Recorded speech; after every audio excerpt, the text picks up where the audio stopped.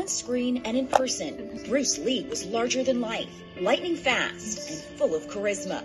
His unique martial artistry made him a legend in Hollywood, from TV series like The Green Hornet to iconic films like Enter the Dragon and Fist of Fury. You know, he made such a huge impact in the world. There's nowhere I can go where people don't know who he is. Shannon Lee was just 4 years old when her father passed away, but she's made it her life's work to continue his legacy. How have you come to understand how he was able to have such a significant impact on this world? He took the things that were different about him and he turned them into his superpower.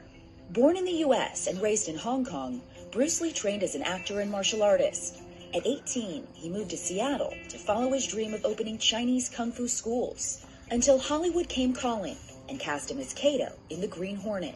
How do you describe the challenges he faced when he first came to Hollywood, after having success as a younger actor? It was very challenging because there were not Chinese leading men in Hollywood, and many of the roles were very stereotyped, and he refused to take roles that he felt were not doing justice to his culture. And it was very hard for him to break in. Bruce persevered and found fame. He died in 1973 at age 32 from brain edema, just months before the release of Enter the Dragon, widely regarded as one of the greatest martial arts films of all time.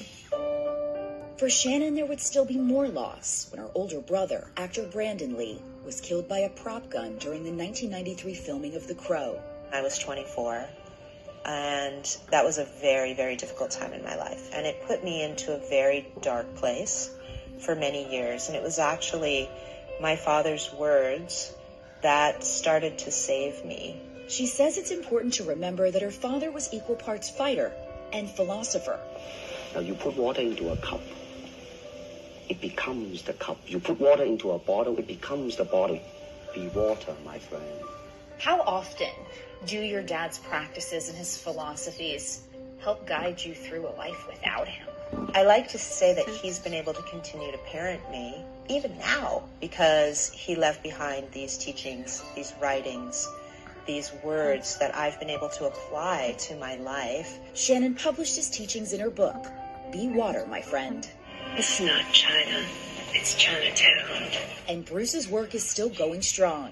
Shannon executive produces the Warrior TV series based on his original concept. How have you seen Asian representation change in Hollywood?